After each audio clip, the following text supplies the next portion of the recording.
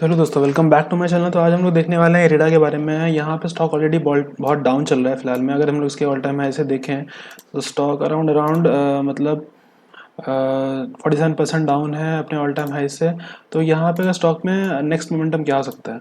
So first and foremost हम लोग यहाँ पे एक चीज़ देखते हैं। यहाँ पे इसका जो पी रेशियो है विच इज़ 28, और कम अगर हम लोग इंडस्ट्री का पी देखें तो वो भी 20 है। बट अगर हम लोग इसका पी देखें, पी इज़ वेरी रीजनेबल। तो यहाँ पे अगर हम लोग 10 ईयर्स के टाइम फ्रेम में भी देखें तो उसका median P is 35 and it is trading below it's median P, मतलब 28 के आसपास ये अभी फिलहाल में है।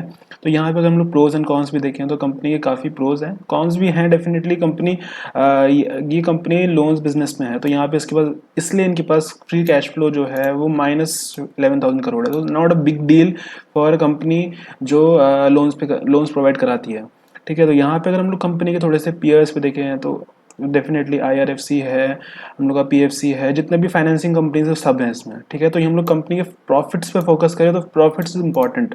तो यहाँ पे हम लोग क्वार्टरली प्रॉफिट्स तो एग्रेसिव प्रॉफिट्स हैं, मतलब यहाँ पे कंपनी के हम लोग 2022 से देखें तो हर on every quarter they are increasing their profits. खाली जून 2024 का खाली एक क्वार्टर थोड़ा खराब था, बाकी उसके बाद फिर वापस से ये वाला क्वार्टर थोड़ा खराब, फिर वापस से इन्होंने रनअप लेना चालू किया।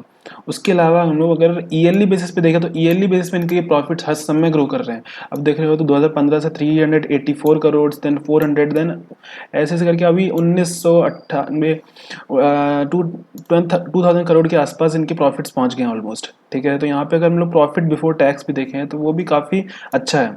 ठीक है, तो यहाँ पे profit before tax is this one. ठीक है, तो अगर हम लोग कंपनी के हम लोग शेयर होल्डिंग पैटर्न्स पे देख लेते हैं। शेयर होल्डिंग पैटर्न्स जो है वो भी अभी तक कंसिस्टेंट ही है, 75% पे ही हैं। और यहाँ पे FIs ने थोड़ी बहुत सेलिंग करी है, क्योंकि डेफिनेटली सारे स्टॉक्स पूरे मार्केट में सेलिंग करी है FIs ने, तो यहाँ पे भी थोड़ी बहुत सेलिंग हुई है। बट यहाँ पे DIs ने अनफॉर्चुनेटली यहाँ पे बाइंग करी है काफ़ी ज़्यादा। सो यहाँ पे एक तरह से इनका इनका सेलिंग यहाँ पे DI ने एब्जॉर्ब कर लिया है। सो इरेडा का सबको पता है कि is a very good company, मतलब कि अपने अभी काफ़ी एक अच्छे प्राइस पे मिल रही है।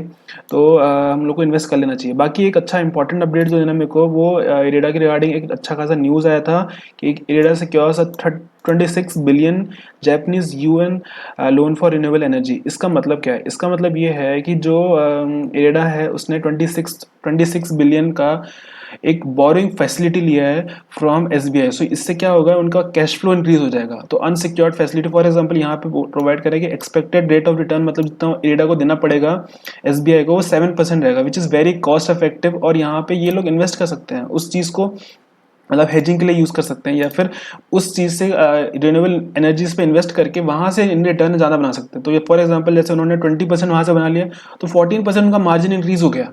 ठीक है, तो वो वाली चीज़ जो है वो इरेडा को फायदेमंद में रहेगी। सो वो वाली चीज़ की बात हो रही है यहाँ पे। तो विच इज़ 10 बिलियन, यहाँ पे $26 बिलियन का 26 बिलियन का एक अच्छा खासा यहाँ पे हुआ है। लोन प्रोवाइड करा है जापानीज मार्केट, वो भी SBI टोक्यो ने प्रोवाइड करा है। ठीक है, so this is all about IREDA. अगर आपको वीडियो अच्छी लगे तो do hit subscribe and like to the comment to the video. Thank you.